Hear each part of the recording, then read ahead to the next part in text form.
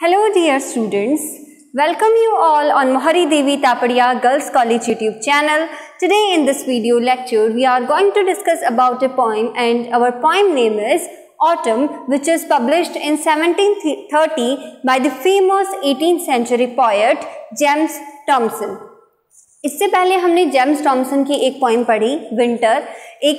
मैंने आपको बताया था कि एक सीरीज है द सीजन्स नाम से, उसके अंदर जेम्स टॉमसन की लगभग 4 पोइम्स इंक्लूड है।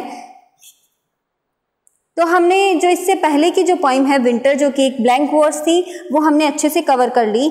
और जो सीजन्स जिसकी बात कर रही हूँ मैंने आपको लिखवाया है द सीजन्स नाम से एक इनका कलेक्शन, एक इनकी सीरीज, जिसमें विंटर जो कि पब्लिश हुई थी इन 1726 में, उसके बाद है समर जो पब्लिश हुई थी इन 1727 में, उसके बाद है स्प्रिंग जो पब्लिश हुई थी इन 1728 में, और स्प्रिंग के बाद है ऑटम जो आज हम पढ़ेंगे, जो पब्लिश हुई थी इन 1730 में।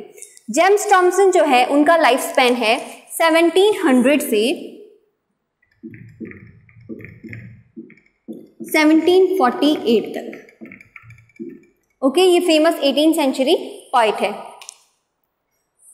तो आज हम इस वीडियो में पढ़ेंगे ऑटम सीजन के बारे में। ऑटम सीजन को वैसे हम अगर हिंदी मीनिंग से जाने तो पतझड़ से हम इसे समझ सकते हैं, लेकिन हमारे यहाँ जो पतझड़ होती है और जो ब्रिटेन या इंग्लैंड की तरफ जो पतझड़ होती है, उनमें थोड़ा सा डिफरेंस है। ठीक है, तो वहाँ की जो ऑटम सीजन है जेम्स टॉमसन हमें उसके बारे में बता रहे हैं। तो चलिए अब हम जो अपनी पॉइंट है वो लाइन बाय लाइन एक्सप्लेन करना शुरू करते हैं।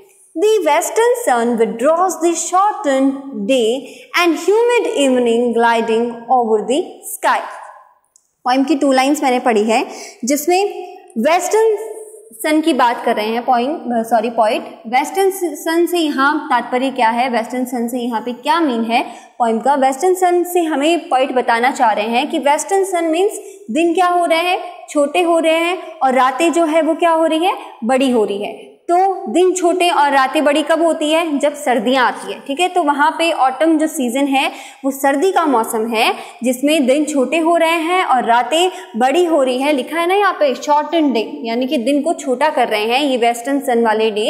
एंड ह्यूमिड इवनिंग, और इवनिंग जो है वो कैसी है, ह्यूमिड है। ह्यूमिड मीन्स आर्द्रता से भरपूर है, मीन्स उमस, जिसमें हम समझ सकते हैं नॉर्मली या जनरली हम समझ सकते हैं ह्यूमिड है, ह्यूमिडिटी है उसमें। ग्लाइडिंग ओवर द स्काई, यानी जो पूरे आसमान में छा चुकी है। In her chill progress to the ground condensed the vapours throngs where creeping waters ooze. यहाँ पे पॉइंट बोल रहे हैं कंडेंस्ड का मतलब होता है घने। ये आप जो वर्ड मीनिंग्स है वो साथ साथ में लिखते चलिए। कंडेंस का मतलब होता है, मैं लिख देती हूँ आपके हिंदी में यहाँ पे, घने या घना। ठीक है, तो इन हर चिल प्रोग्रेस, यानी इस चिल प्रोग्रेस में, जब सर्दियाँ आ रही है तो चिल यानी कि ठंडा, इस ठंड में टू द ग्राउंड कंडेंस्ड, जो ये ग्राउंड है वो कैसा हो गया है, कंडेंस्ड हो गया है, यानी कि बहुत ज़्यादा घना हो गया है। किससे, द वेपर्स थ्रोज, यानी जो वाष्प के कण हैं उनसे। जो वाष्प ही वाष्प है ना हर जगह, यानी बहुत छोटी छोटी जो ओस की बूंदें हम देखते हैं, है ना, उनकी बात की जा रही है यहाँ पे। कोहरा जब आ जाता है तो वो हर जगह फैल जाता है सर्दियों में। वे आर क्रीपिंग वाटर सोर्स, और जो क्रीपिंग वाटर है यानी कि जो पानी है, एक तरह से जो पानी होगा जो बहेगा उससे एक वे बन जाएगा, है ना, उस वे को यहाँ पे क्रीपिंग वाटर्स ओज कहा है। उस पेवमेंट को यहाँ पे क्रीपिंग यानी पानी हटने से जो वे बना है उसको यहाँ पे पॉइंट ने क्रीपिंग वाटर्स ओज कहा है। तो वो भी हमें इस सीजन में देखने को मिलेगा।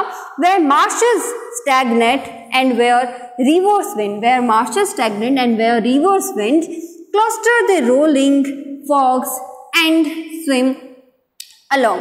तो यहाँ पे इन लाइंस में पॉइंट कह रहे हैं कि मार्शेस स्टैग्नेंट, यानी मार्शेस का मतलब होता है दलदल। ओके, स्टैग्नेंट यानी रुका हुआ। ठीक है, तो जो पानी था जब वो एक जगह इकट्ठा हुआ, यानी वहां से तो वो चला गया, तो वो क्या बन गया, ओस बन गया, रास्ता बन गया। और उसके बाद जब वो जहां जाके इकट्ठा हुआ उसके कारण क्या हो गया है, मार्शेस बन चुका है, दलदल बन चुका है, जो पानी रुका है उसके कारण। एंड वेयर रिवर्स विंड, और जो नदियां हैं वो एकत्र हुए पानी जो नदियां हैं उस एकत्र हुए पानी के ऊपर से हवाएं जो ठंडी ठंडी है वो बह रही है। क्लस्टर द रोलिंग फ्रॉग्स, और उससे क्या हो रहा है, जो फॉग, रोलिंग फ्रॉग का मतलब है जो कोहरा है वो आगे से आगे बढ़ता चला जा रहा है उन ठंडी हवाओं के कारण। And swim along the dusky metalled lawn, और जो डस्की मेटल, स्विम अलोंग यानी जो बढ़ता हुआ कोहरा है वो स्विम कर रहा है, यानी बढ़ता ही जा रहा है, फैलता ही जा रहा है। The dusky metal lawn, dusky metal lawn यानी डस्क मतलब नाइट से है, ठीक है, यानी कि अब जो अंधेरा है वो छा रहा है। इवनिंग का समय बताया ना, ह्यूमिडिटी हो रही है, फिर इवनिंग के बाद तो नाइट ही आएगी, तो जो डस्क है वो नाइट से यहाँ पे ली गई है। तो जो अंधेरा है वो हो रहा है, और कहाँ पे हो रहा है, इस लॉन में, लॉन जगह होती है, तो इस लॉन में जो अंधेरा हो रहा है उसके ऊपर कोहरा जो है वो छा रहा है। इतना समझ में आ गया। आगे चलते हैं। मीनवाइल द मून, और इसी दौरान जो चंद्रमा है, अब देखिए ये जो पोइम है उसमें सारा वर्णन जो है वो हमें चंद्रमा का ही देखने को मिलेगा, मून का ही देखने को मिलेगा। हमें मून की अलग अलग जो पर्सोनिफिकेशन यूज किए हैं पोइट ने वो हमें देखने को मिलेंगे, वो हमें बहुत ही अच्छे तरीके से पोइट ने यहाँ पे डिस्क्राइब किए हैं इस पोइम में। तो मीनवाइल यानी इसी दौरान जो मून है, द मून फुल ऑर्बिट, वो क्या है, पूरा खिला हुआ है। तो यहाँ पे पूरा निकला हुआ या पूरा खिला हुआ जो भी हम बोलते हैं, पूरा निकला हुआ जो चांद है उससे हम क्या समझ सकते हैं कि ये जो नाइट है वो कौन सी वाली है, शरद पूर्णिमा की रात्रि है। शरद पूर्णिमा के दिन ही पूरा चांद जो है वो आसमान में दिखाई देता है। तो जो शरद पूर्णिमा की जो चांद वाली चांदनी है वो हमें इस पोइम में देखने को मिलेगी। तो इस दौरान यानी जब वो मून पूरा निकला हुआ है, फुल ऑर्बिट से हमें पता चल रहा है कि पूरे निकले हुए चंद्रमा की बात की जा रही है। And breaking through the scattered clouds, और जो छितरे हुए से, स्कैटर्ड आप समझते हैं ना, ऐसे छितरे हुए से जो बादल हैं उनमें से वो निकलता हुआ दिखाई दे रहा है। Shows her broad visage in the crimson east, broad यानी बहुत बड़ा सा या फैला हुआ। हर यहाँ पे क्यों बोला है, हर किसको बोला है, हर यहाँ पे मून को बोल के मून को यहाँ पे पर्सोनिफाई किया गया है। पर्सोनिफिकेशन आप जानते हैं ना, जब किसी नॉन लिविंग थिंग को कुछ ऐसे वर्ड्स या फिर नाउन या प्रोनाउंस उनके लिए यूज करके उनको लिविंग थिंग दिखाया जाए, उनको लिविंग बीइंग बनाया जाए। तो यहाँ पे नॉन लिविंग कौन है, मून है, और मून के लिए हर यूज हुआ है, तो यहाँ पे मून को पर्सोनिफाई किया गया है। तो पर्सोनिफिकेशन यूज किया गया है मून के लिए, और कहा गया है कि जो ये मून है वो छितरे हुए बादलों में से निकलता हुआ दिखाई दे रहा है, और ये क्या कर रहा है, शो कर रहा है अपना बड़ा सा, जो वाइसेस का मतलब जो बड़ा सा फेस है उसे वो दिखा रहा है, यानी पूरा हमें निकलता हुआ दिखाई दे रहा है। कहाँ पे, क्रिम्सन ईस्ट, ईस्ट की साइड यानी ईस्ट दिशा में, ठीक है, ईस्ट डायरेक्शन में। Turn to the sun direct her spotted disc, और कैसा दिखाई दे रहा है, सन की तरह ही दिखाई दे रहा है, बस सन में अलग अलग रेस दिखाई देती है, इसमें अलग अलग रेस नहीं दिखाई दे रही, बाकी उतना ही चमकीला दिखाई दे रहा है जितना कि सूर्य यानी कि सन। हर स्पॉटेड डिस्क, फिर से यहाँ पे हर यूज किया गया है मून के लिए, पर्सोनिफिकेशन यूज हुआ है। स्पॉटेड डिस्क, स्पॉटेड डिस्क यहाँ पे किसको बोला है, मून को ही बोला है कि वो अपनी जो स्पॉटेड क्यों हम सुनते हैं ना, हम अगर हमने टेलीस्कोप से कभी देखा हो तो हमें भी दिखाई देता है कि जो मून है उसमें क्या है, गड्ढे से हैं यानी धब्बे से वो हमें दिखाई देते हैं, इसलिए मून को स्पॉटेड बोला है यहाँ पे पोइट ने। तो हमें वो स्पॉटेड डिस्क दिख रहा है जो क्या है, सन से भी ज्यादा चमकदार बताया है यहाँ पे पॉइंट ने। वेयर माउंटेन्स, अब देखिए उस स्पॉटेड डिस्क पे यानी कि उस मून पे क्या क्या दिखाई दे रहा है, वेयर माउंटेन्स राइज, यहाँ पे माउंटेन्स दिखाई दे रहे हैं। अम्ब्रेजियस डेलस डिसेंड, और वहां पे माउंटेन्स और डेलस जो है वो हमें दिखाई दे रहे हैं, ये हमें पॉइंट बोल रहे हैं। ये जो ब्रैकेट में अलग से लाइन है इसमें मून के ऊपर क्या है ये हमें पॉइंट बता रहे हैं। डेलस डिसेंट एंड कैवर्स डीप, और जो गहरी, कैवर्स यानी गुफाएं जो है वो गहरी जो गुफाएं हैं वो हमें दिखाई दे रही है, किसके through, optic tube. Optic tube यहाँ पे टेलीस्कोप को बोला गया है, तो टेलीस्कोप का यूज करके ही हम चंद्रमा को इतनी करीबी से देख सकते हैं, एक तरह से इतनी सूक्ष्म दृष्टि से देख सकते हैं। तो टेलीस्कोप का यूज करके वो उसे डिस्क्राइब कर रहे हैं, यानी उसके थ्रू उसको देख रहे हैं और पॉइंट इसे यहाँ पे डिस्क्राइब कर रहे हैं। तो वो बता रहे हैं कि वहाँ पे माउंटेन्स राइज होते हुए दिखाई दे रहे हैं, गहरी गुफाएं दिखाई दे रही है through the optic tube. Okay, अब आगे चलते हैं। ए स्मॉलर अर्थ, अब स्मॉलर अर्थ यहाँ पे किसको बोला है, फिर मून को यहाँ पे स्मॉलर अर्थ बोला है। ओके, स्मॉलर अर्थ क्यों, आगे हम पढ़ते हैं। Gives all his blaze again, फिर से पर्सोनिफाई किया गया है। अब इसको पहले तो इसको शी या हर बना दिया था, अब इसको क्या बनाया है यहाँ पे, हिज बना दिया। ओके, हिज ब्लेज अगेन, जो क्या कर रही है, ये जो पृथ्वी है, ये जो अर्थ है, ये अपनी जो ब्लेज है वो फैला रही है, फिर से फैला रही है। कौन सी पृथ्वी, जो मून है उसको यहाँ पे सेकेंड अर्थ या स्मॉलर अर्थ बोला है, जो छोटी अर्थ है वो बोला है। Void of its flame and shades A softer day, जो क्या कर रहे हैं, वॉइड ऑफ कर रहे हैं, यानी void of means without its flame, किसकी विदाउट है, इसकी फ्लेम के विदाउट है, यानी इसमें किसी भी तरह की कोई फ्लेम नहीं है।